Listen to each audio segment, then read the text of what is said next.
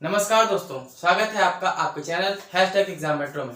सबसे पहली बात तो आपसे ये कहनी है कि जो भी वीडियो देखते हैं चैनल को प्लीज सब्सक्राइब कीजिए, क्योंकि जो चैनल को में वीडियो देख रहे हैं उनमें सब्सक्राइबर्स की संख्या कम है और नॉन सब्सक्राइबर्स की संख्या ज़्यादा है। तो अगर आप वीडियो देख रहे हैं, आपको अच्छा लग रहा है, तो प्लीज़ चैनल को सब्सक्राइब कीजिए और शेयर कीजिए। आइए आप देर न करते हुए अपने सब्जेक्ट को देखते हैं। तो आज हम देखेंगे भारत शासन अधिनियम 1919 और भारत शासन अधिनियम 1935। भारत शासन अधिनियम 1919 के पहले प्रथम विश्व युद्ध चल रहा होता है और जब वो 1918 में खत्म होता है तो भारतीयों को थोड़ा और योगदान की बात की जाती है। तो भारत शासन अधिनियम 1919 आता है। उसकी मुख्य मुख्य बातों को हम देखेंगे जो संवैधानिक दृष्टि से ज्यादा इंपॉर्टेंट है। केंद्र के स्तर पर द्विसदनात्मक व्यवस्था की जाती है, जिसमें आपको दो सदन मिल जाएंगे, एक उच्च सदन और एक निम्न सदन। उच्च सदन राज्य परिषद और निम्न सदन केंद्रीय विधानसभा। तो जो उच्च सदन होता है राज्य परिषद, वो आज क्या है, राज्यसभा। जो निम्न सदन है केंद्रीय विधान परिषद, वो आज क्या है, लोकसभा। और इसमें कितनी सीटों की बात की गई थी वो आप कमेंट बॉक्स में बताइएगा। और इस अधिनियम 1919 के द्वारा सांप्रदायिक निर्वाचन की प्रणाली जो 1909 में चालू की जाती है मुस्लिमों के लिए, उसको और आगे बढ़ाया जाता है और इसमें महिलाओं को सीमित मताधिकार दिया जाता है। साथ ही सिख, ईसाई, एंग्लो इंडियन और यूरोपियंस के लिए सांप्रदायिक निर्वाचन की जो बात की जाती है उसको आगे बढ़ाया जाता है। साथ ही और इस 1919 के अधिनियम की पहली बात तो हम इसको और किस नाम से जानते हैं, मॉन्टेग्यू चेम्सफोर्ड सुधार। मॉन्टेग्यू कौन थे, उस टाइम के भारत सचिव, और चेम्सफोर्ड कौन थे, उस टाइम के आपके वायसराय। इस अधिनियम के द्वारा पहली बार केंद्र के स्तर पे लोक सेवा आयोग की स्थापना की बात की जाती है। हालांकि वो तुरंत बन नहीं गया था।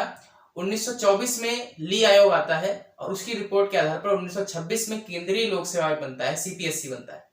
इस अधिनियम के द्वारा प्रांतों में द्वैध शासन की स्थापना की जाती है, अर्थात विषयों को दो क्षेत्रों में बांटा जाता है, आरक्षित विषय और हस्तांतरित विषय। जो महत्वपूर्ण विषय थे वो आरक्षित क्षेत्र में थे, जैसे कि वित्त, राजस्व, पुलिस और शासन न्याय वगैरह। और इन पर कानून कौन बनाता था, गवर्नर जनरल की कार्यकारिणी परिषद, जो कि किसी के प्रति उत्तरदायी नहीं थे। और दूसरे विषय होते थे हस्तांतरित विषय, जिन पर कानून भारतीय मंत्री आज बनाते थे। और इस पे कौन से विषय आते थे, स्थानीय सुशासन, कर, मतलब वैसे विषय जो इतने इंपॉर्टेंट नहीं होते थे, क्योंकि वो बेस तो विविध वगैरह पे ही है ना। तो और इनको कौन बनाता था, गवर्नर जनरल बनाता था, लेकिन साथ में भारतीय मंत्री बनाते थे। और इसमें भारतीय मंत्री थे, ये विधानसभा वगैरह के प्रति उत्तरदायी थे। और इस 1919 के अधिनियम में और भी बहुत सारी बातें थी, लेकिन हमको संवैधानिक दृष्टि से देखना है कि हम संवैधानिक विकास को पढ़ रहे हैं, हम इतिहास नहीं पढ़ रहे। इतिहास में और भी चीजें पढ़नी होती। तो संवैधानिक विकास की दृष्टि से 1919 के अधिनियम में इतनी ही मुख्य बातें थी। और इस अधिनियम की जांच के लिए 10 साल बाद में साइमन कमीशन एक वैधानिक आयोग लाना था, तो वो साइमन कमीशन के द्वारा पे आया, लेकिन वो 10 साल से पहले ही आ गया था। फिर 1928 में उसकी रिपोर्ट आती है और फिर 3 गोलमेज सम्मेलन होते हैं और फिर 1935 में भारत शासन अधिनियम 1935 आता है।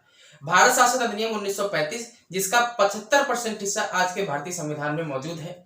इसमें 321 धाराएं, इसमें 321 अनुच्छेद और 10 अनुसूचियां थी और इसका 75% हिस्सा आज के भारत के संविधान में मौजूद है। इस अधिनियम के द्वारा एक भारतीय संघ बनाने की बात की गई थी, जिसमें आपका जो जितने भी ब्रिटिश प्रांत होते थे, 11 ब्रिटिश प्रांत थे और 4 चीफ कमिश्नरी क्षेत्र और बाकी की देशी रियासतों को मिलाकर एक भारतीय संघ की बात की गई थी। लेकिन चूंकि देशी रियासतें इस संघ में नहीं आई थी, इसलिए संघ कभी अस्तित्व में नहीं आ पाया था। साथ ही शक्तियों का बंटवारा किया गया, संघ सूची, राज्य सूची, समवर्ती सूची के तौर पे, और अवशिष्ट शक्तियां वायसराय के पास रख दी गई। साथ ही इस अधिनियम में नीति निर्देशक तत्वों की भी बात की गई थी। और इस 1935 के अधिनियम में क्या किया गया था, रिजर्व बैंक की स्थापना की बात की गई थी, मुद्रा वगैरह के से रिलेटेड के लिए। और इस अधिनियम में प्रांतों को स्वायत्तता दी गई थी और प्रांतों में द्वैध शासन को खत्म करके केंद्र में द्वैध शासन लाया गया था। और वही आरक्षित विषय, हस्तांतरित विषय, जो मुख्य विषय थे वो आरक्षित विषय थे और जो उतने इंपॉर्टेंट नहीं थे वो हस्तांतरित विषय थे। तो केंद्र में द्वैध शासन लगा के प्रांतों में द्वैध शासन खत्म कर दिया जाता है और प्रांतों को स्वायत्तता दे दी जाती है। और इस 1935 के अधिनियम में 11 में से 6 ब्रिटिश प्रांतों में दो सदनी व्यवस्थापन